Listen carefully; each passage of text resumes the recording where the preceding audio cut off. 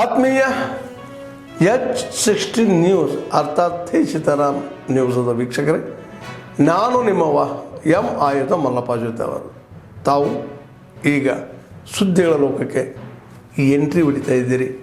ಈ ಸುದ್ದಿಗಳನ್ನು ಪ್ರತಿಯೊಂದು ನೋಡೋ ಜೊತೆಗೆ ನಿಮ್ಮ ಅಭಿಪ್ರಾಯಗಳನ್ನು ಹಚ್ತಾ ಇರ್ರಿ. ಯಾಕಂದರೆ ಈ ಸುದ್ದಿಗಳು ನಿಮಗಾಗಿ, ನಿಮ್ಮ ಬದುಕಿಗಾಗಿ, ನಿಮ್ಮ ವೈಚಾರಿಕೆಗಾಗಿ, ನಿಮ್ಮ ತಿಳುವಳಿಕೆಗಾಗಿಯೂ ನಿಮಗೂ ಗೊತ್ತು.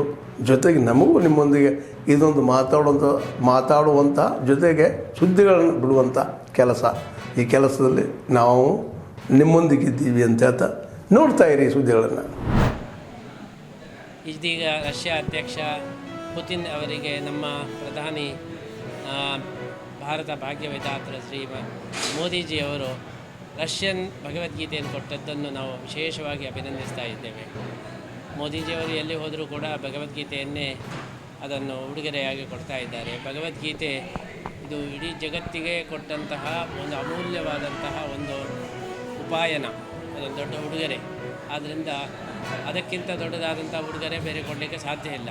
ಮೋದಿಯವರು ಅದನ್ನು ತಿಳಿದು ಕೊಟ್ಟದ್ದಕ್ಕೆ ನಾವು ಮೋದಿಯವರನ್ನು ಈ ಸಂದರ್ಭದಲ್ಲಿ ವಿಶೇಷವಾಗಿ ಅಭಿನಂದಿಸ್ತಾ ಇದ್ದೇವೆ. ಭಗವದ್ಗೀತೆಯ ಆದರ್ಶವನ್ನು ನಾವು ಪರಿಪಾಲನೆ ಮಾಡಿದರೆ ಆಡಳಿತವನ್ನು ಸುಗಮವಾಗಿ ಮಾಡಲಿಕ್ಕೆ ಸಾಧ್ಯ ಇದೆ. ಯಾಕೆಂದರೆ ಬರೀ ಸರ್ಕಾರದ ಆಡಳಿತ ಮಾತ್ರ ಅಲ್ಲ, ಕಂಪನಿಯ ಯಾವುದೇ ಆಡಳಿತವಾಗಲಿ ಸುಗಮವಾಗ್ತದೆ. ಯಾಕೆಂದರೆ ಕೃಷ್ಣ ಏನು ಹೇಳ್ತಾ ಇದ್ದಾನೆ, ಕರ್ಮಣ್ಯೇವಾಧಿಕಾರಸ್ಥೆ ಮಾ ಫಲೇಷು ಕದಾಚನ. ಪ್ರತಿಯೊಬ್ಬರೂ ಕೂಡ ಕೆಲಸದ ಕಡೆಗೆ ಗಮನ ಕೊಡಬೇಕು ಹೊರತು ಫಲದ ಕಡೆಗೆ ಗಮನ ಕೊಡಬಾರ್ದು. ಫಲದ ಕಡೆಗೆ ಗಮನ ಕೊಟ್ಟರೆ ಕೆಲಸ ಹಾಳಾಗ್ತದೆ, ಕೆಲಸದ ಕಡೆಗೆ ಗಮನ ಕೊಟ್ಟರೆ ಫಲ ತನ್ನಿಂದ ತಾನೇ ಬರ್ತದೆ. ಈ ಒಂದು ಸಿದ್ಧಾಂತವನ್ನು ಪ್ರಚಾರ ಮಾಡಿದರೆ ಕೆಲಸಗಳೆಲ್ಲ ಒಳ್ಳೆಯ ರೀತಿಯಲ್ಲಿ ಆಗಲಿಕ್ಕೆ ಸಾಧ್ಯ. ವೇದಿಕೆಯಲ್ಲಿ ಭಗವದ್ಗೀತೆ ಬಗ್ಗೆ ಮಾತನಾಡ್ತಾ ಇತ್ತು ಮೋದಿಯವರು. ನಿಮ್ಮ ಜೊತೆ ಹೋರಾಟ ಮಾಡುವ ಭಗವದ್ಗೀತೆ ಮತ್ತು ಅವರ ಇದನ್ನು ಏನಾದರೂ ನೆನಪಾಡಿಕೊಳ್ಳುವ ವಿಶೇಷ ಅವರು ನಮ್ಮ ಹತ್ತಿರ ಎಲ್ಲ ಕೇಸ್ ಮನೆ ಟೀಮು ಮುಖಂಡರು ಪುತ್ತೂರು ರೋಡ್ ನಾಯಕರಾಗಿರ್ತಕ್ಕಂಥ ನಮ್ಮ ನಾಯಕ ನಾಗರಾಜ್ ಅವರಾಗಿ ಚಲಪತಿ ಎಲ್ಲ ಮುಖಂಡರು ಸೇರಿ ನಮ್ಮ ಕೋಲಾರ ಜಿಲ್ಲಾ ಮಾಜಿ ಅಧ್ಯಕ್ಷರು ಮಿತ್ರರಾಗಿದ್ದರು ಚಂದ್ರರೆಡ್ಡಿಗಳು, ಪುರಸಭಾ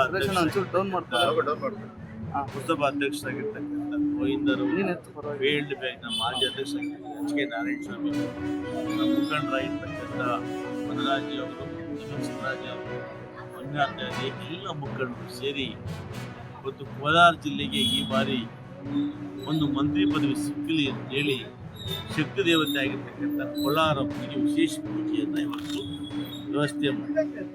ಈ ಪೂಜಾ ಕಾರ್ಯಕ್ರಮದಲ್ಲಿ ನನ್ನನ್ನು ಕೂಡ ಭಾಗವಹಿಸಬೇಕು ಅಂತ ಹೇಳಿ ತಿಳಿಸಿದರು. ನಾನು ಕೂಡ ಆ ದೇವಿ ಶಕ್ತಿ ದೇವತೆಯ ಆಶೀರ್ವಾದವನ್ನು ಪಡೆಯಬೇಕು. ಇವತ್ತು ನಾವು ಬಂದ್ವಿ, ಆ ದೇವರಲ್ಲಿ ವಿಶೇಷವಾದ ಪೂಜೆಯನ್ನು ನಮ್ಮೆಲ್ಲ ಮುಖಂಡರು ನಾವು ದೇವರಿಗೆ ನಮ್ಮಗಳ ಕೋರಿಕೆ ಇಷ್ಟೇ. ಬಹಳ ವರ್ಷಗಳಿಂದ ಸ್ಥಳೀಯ ಆಗ್ತಾ ಇರ್ತಕ್ಕಂಥ ಸಮಸ್ಯೆ, ಜನರಿಗೆ ಆಗ್ತಾ ಇರ್ತಕ್ಕಂಥ ಅನಾನುಕೂಲಗಳ ಬಗ್ಗೆ ಧ್ವನಿ ಎತ್ತಿ ಮಾತಾಡ್ತಾ ಇಲ್ಲದೆ ಇರ್ತಕ್ಕಂಥ ಸಂದರ್ಭದಲ್ಲಿ ಕರ್ನಾಟಕ ರಾಷ್ಟ್ರ ಸಮಿತಿ ಪಕ್ಷ ನಿರಂತರವಾಗಿ ಜನಸಾಮಾನ್ಯರಿಗೆ ಆಗ್ತಾ ಇರ್ತಕ್ಕಂಥ ಅನ್ಯಾಯ, ಅನಾನುಕೂಲ, ಅವ್ರ ಸಮಸ್ಯೆಗಳಿಗೆ ಧ್ವನಿಯಾಗಿ ಕೆಲಸ ಮಾಡೋದನ್ನು ರಾಜ್ಯದ ಜನರು ದಿನನಿತ್ಯ ನೋಡ್ತಾ ಇದ್ದೀವಿ. ಇವತ್ತು ಅದರ ಭಾಗವಾಗಿ ಏನು ಜನರಿಗೆ ಮೂಲಭೂತವಾಗಿ ಅಗತ್ಯ ಇರುವಂಥ ಸೌಲಭ್ಯ, ವೈದ್ಯಕೀಯ ಸೌಲಭ್ಯ, ಮತ್ತು ಇವತ್ತು ನಿಜವಾಗ್ಲೂ ರಾಜ್ಯದಲ್ಲಿ ಒಂದು ಬಡತನ ಬಡವರಾಗಿ ಉಳ್ಕೊಳ್ಳೋದಕ್ಕೆ ಕಾರಣ ಆಗಿರುವಂತಹ ವೈದ್ಯಕೀಯ ವೆಚ್ಚಗಳು ಏನು ದುಬಾರಿ ಆಗಿರ್ತಕ್ಕಂಥ ಒಂದು ಕಾರಣ ಇದೆ.